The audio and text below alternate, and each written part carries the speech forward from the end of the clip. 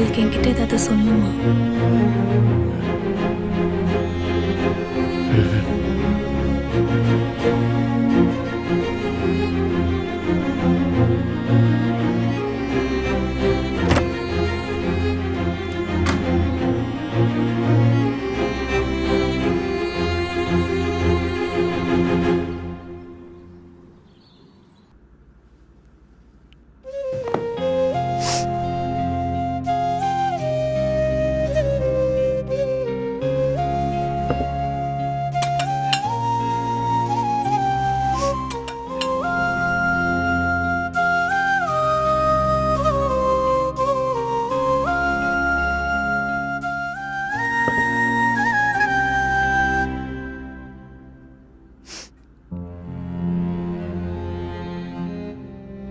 அழுறியா? இல்ல, ஒன்றும் இல்லை. எதுக்கு அழுற? வயிறு வலி. ஹாஸ்பிட்டல் எதனா போலாமா?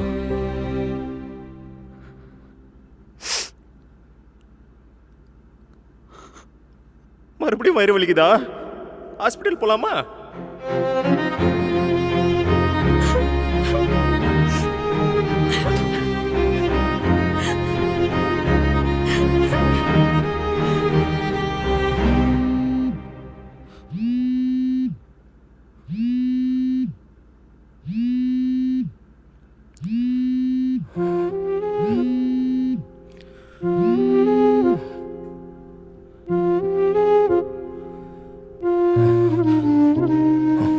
சிந்து, ரவி, நான் உன்னை பார்க்கணும். வீட்டுக்கு வா. சிந்து, வீட்டுக்கு வா. இல்ல சிந்து.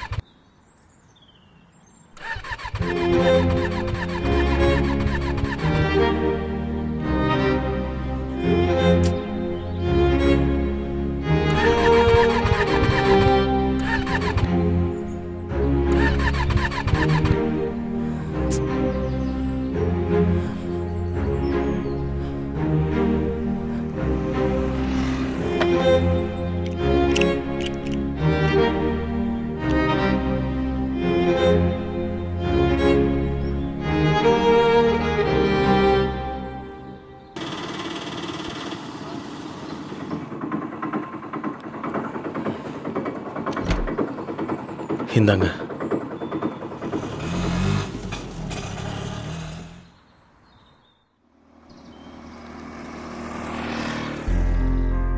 டேய், அடி வாங்கினதுக்கு நான் தான்டா கோச்சிக்கணும். நீ ஏதோ பாத்தும் பார்க்காத மாதிரி போற. என்ன சொல்ல வேணாம்னு அடிச்சுட்டு எல்லாத்தையும் நீயே சொல்லிட்ட. இதைத்தானடா நான் பண்றேன்னு சொன்னேன். சரி வா, உள்ள போவோம். இவன் என்ன பண்ண காத்திருக்காளோ தெரியல.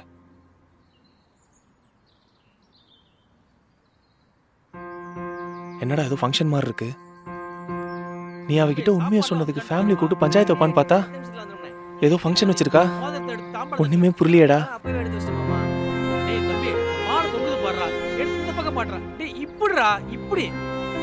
அடடே வாங்க, ஏன் அங்கேயே நிக்கிறீங்க? ரவி வாங்க, எல்லாரும் உங்களுக்கு தான் வெயிட்டிங். அட தயங்காம வாங்க தம்பி. சிந்து உங்களுக்கு தான் ரொம்ப நேரம் காத்துட்டு இருக்கா. உள்ள போங்க. டேய், எல்லாம் ரெடியா இருக்கான்னு பாருங்கடா. தம்பி, மாலை ஒழுங்கா கட்டினியா? 10 இல்லைனா மேல இருந்து எடுத்துக்கப்பா.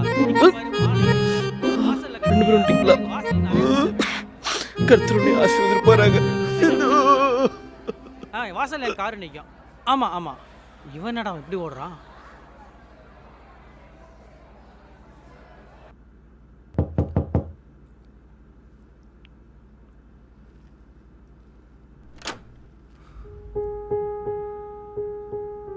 சிந்துனா அது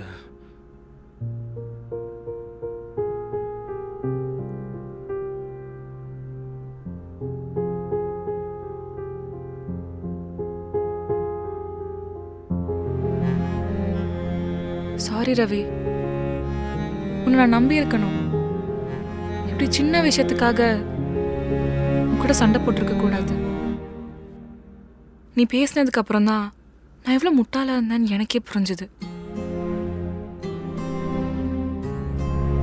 நீ மது கூட கல்யாணம் ஆயிடுச்சுன்னு விளையாட்டுக்கு சொன்னேன்னு எனக்கு தெரியும்.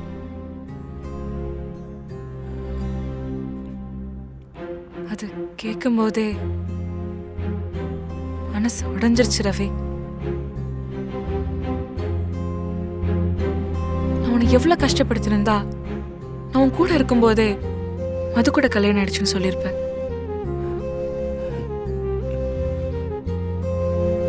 நான் உன்னை அவ்வளோ படுத்திருக்கேன்னு அப்போதான் ரவி புரிஞ்சுக்கிட்டேன். சாரிடா. போதும், நமக்குள்ள இருக்கிற சண்டை எல்லாம் போதும். இது எல்லாத்துக்கும் ஒரு முடிவு கட்டணும் தான் உன்னை எனக்கு நான் வர சொன்னேன்.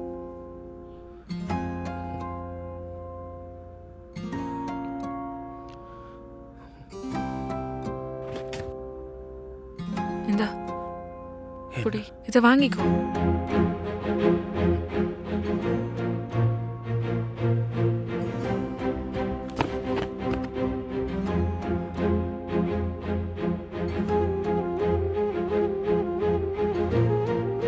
இன்னைக்கு உனக்கும் எனக்கு என்கேஜ்மெண்ட் ரவி. என்ன சிந்து சொல்ற? ஆமா, இன்னைக்கு நமக்கு என்கேஜ்மெண்ட். ஒரு மாதிரி மனசுல உறுத்திக்கிட்டே இருக்கு. யாராச்சும் நம்மள பிரிச்சிருவாங்களோன்னு பயமா இருக்கு ரவி. அதான் வீட்டுல பேசி இதுக்கு அரேஞ்ச் பண்ணிருக்கேன். சாரி, உன்கிட்ட நான் கேட்டிருக்கணும் தான்.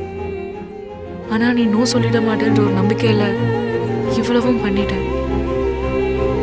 எனக்கு உன் கூட இருக்கணும், அவ்வளோதான். சீக்கிரம் ரெடி ஆயிட்டு வந்துரு.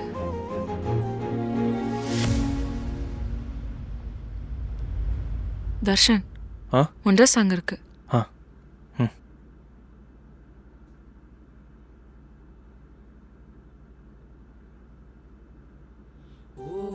எல்லாமே சரியாயிடும், எல்லாமே சரியா நடக்கும். நான் போய் ரெடி ஆகுறேன்.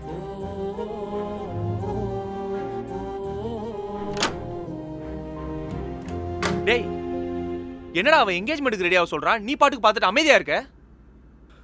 என்னடா பண்ண சொல்ற? நீ தானே பாக்குற, நான் உண்மையை சொல்லிட்டேன். அவன் நம்பல. இன்னும் என்னடா பண்ண முடியும்? என்ன சொல்லி புரிய வைக்க சொல்ற? இப்ப என்னடா பண்றது? மதுக்கு நீ லவ் பண்றதே தெரியாதுடா. இப்ப என்கேஜ்மெண்ட்லாம் தெரிஞ்சா என்னடா ஆகும்?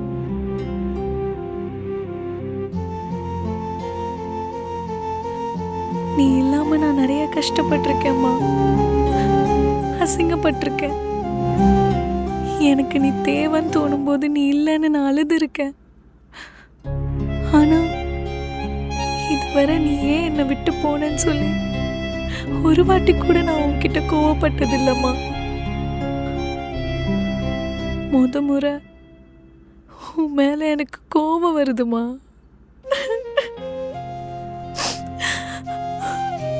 உன் மடியில படுத்து அழணுமா.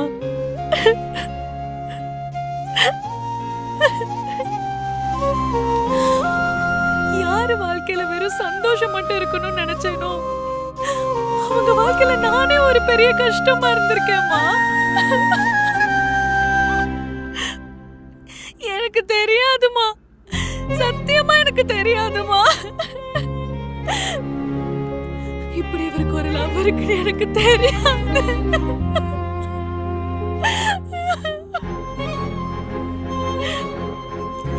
தெரிஞ்சிருந்தா நான் அவரை விட்டு தள்ளி இருந்திருப்பேம்மா. இவ்வளவு நாள் இந்த கஷ்டத்துல அவருக்கு கொடுத்திருக்க மாட்டேன்.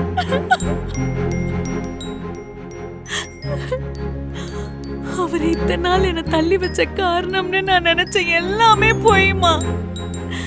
அவருக்கு என்ன பிடிக்கலமா.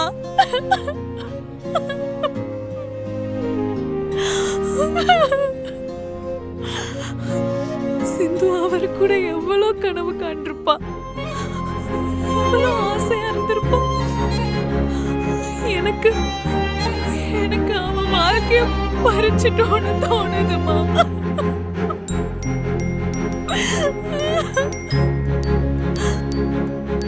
பேசாம நான் உன்கிட்ட வந்துடுறேம்மா.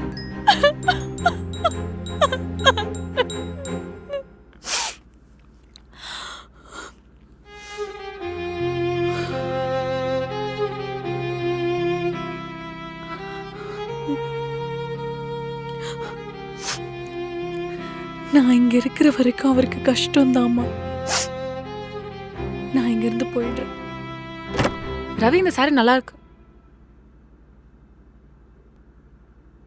நீ ஏன்டா இன்னும் ட்ரெஸ் சேஞ்ச் பண்ணாம உட்காந்துட்டு இருக்க? சிந்து, இதெல்லாம் இப்ப தேவையா? தேவையானா? புரியல. இல்ல சிந்து, இவ்வளவு அவசரமா இதெல்லாம் பண்ணணுமா? ஆமா, பண்ணணும். நமக்குள்ள எல்லாம் சரியா போகணும்னா இதை பண்ணி தான் ஆகணும். நீ இப்படி கேட்க கேட்க எனக்கு இன்னும் பயம்தான் அதிகமாகுது ரவி. நான் வேணும்னு நீ எந்த ஒரு எஃபர்ட்டும் எடுக்கிற மாதிரி எனக்கு தெரியல. நம்ம லைஃபோட இம்பார்ட்டன்டான நாள் என்ன அழ வைக்காது. சீக்கிரம் போய் ரெடியாக.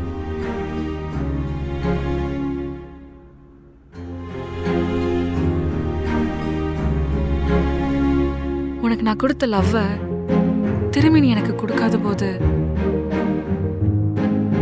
எவ்வளவு வலிக்குதுன்னு உனக்கு தெரியுமா? சீக்கிரம் வா.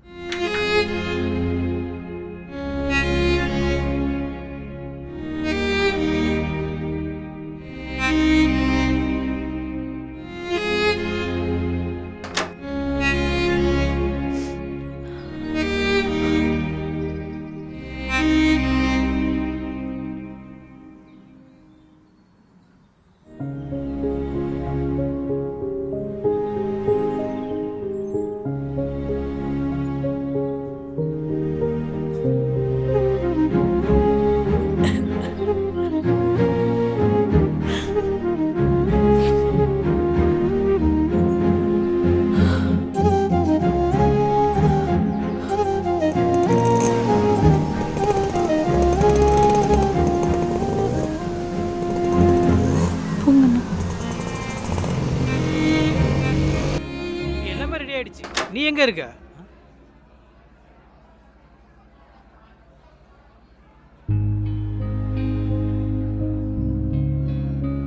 ஃபிட்டு கரெக்டா இருக்குல்ல? நான் கூட வேற எதனா கலர் எடுக்கலாமான்னு யோசிச்சேன். ஆனா சிந்து தான் இந்த கலர் உங்களுக்கு எடுப்பா இருக்குன்னு சொன்னா. சிந்து உங்களை நல்லா புரிஞ்சு வச்சிருக்கா. தேங்க்ஸ் ரவி. நான் உங்ககிட்ட சொன்ன வார்த்தையை மதிச்சு அவளை பழைய மாதிரி கொண்டு வந்ததுக்கு. இருங்க, உங்களுக்கு என் பையனை காட்டுறேன். கார்த்தி, கார்த்தி இங்க வா.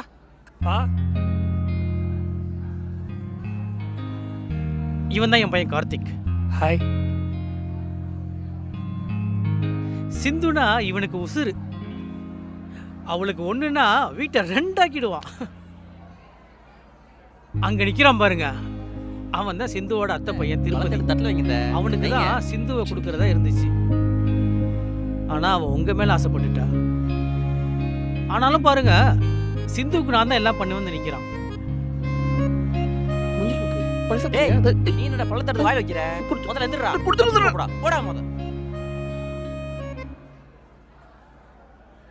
என்ன ரவி, ஒரு மாதிரி இருக்கீங்க?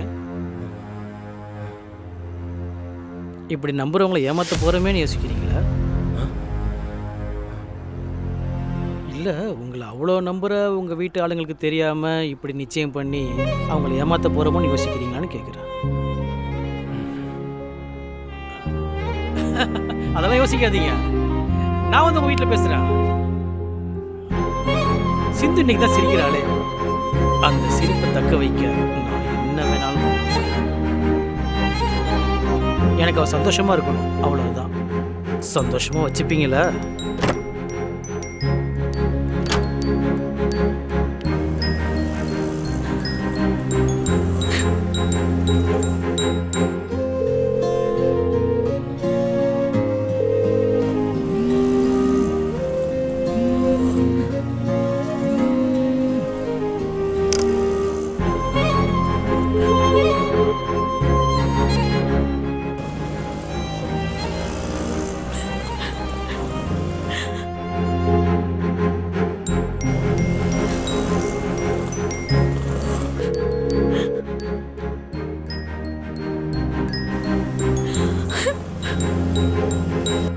சும்மா சிந்து ஆசைப்பட்டாலே பண்ணுறான்.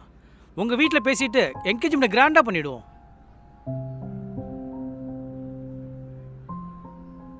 ஜூஸ் எடுத்துக்கங்க. எடுத்துக்கோங்க. ம். எடுத்துக்கப்பா. மாப்பிள்ளை ஐஸ் போட்டிருக்கியா? கம்மியாக தான் இருக்கும், குடிங்க. ஷோ. சிந்துவோட ஆஃபீஸ் மேட்டு. சிந்துவோட அப்பா உங்கள் ஹனிமூனுக்கு யூஎஸ்ல எல்லாத்தையும் பார்த்து வச்சுட்டாரு. உங்களை கூட அங்கேயே வந்து செட்டில் ஆக சொல்லிட்டு இருக்காரு. இனிமே உங்க லைஃப் மாற போகுது ரவி. இனிமே உங்க லைஃப்ல எல்லாமே நல்லதா நடக்கும் ரவி. பா சிந்து வந்துட்டாப்பா.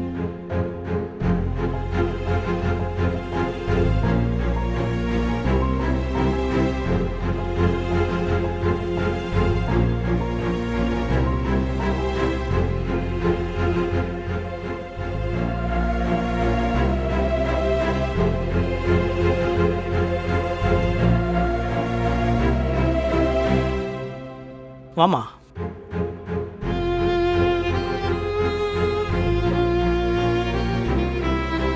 கார்த்தி எடுத்து கொடுறா.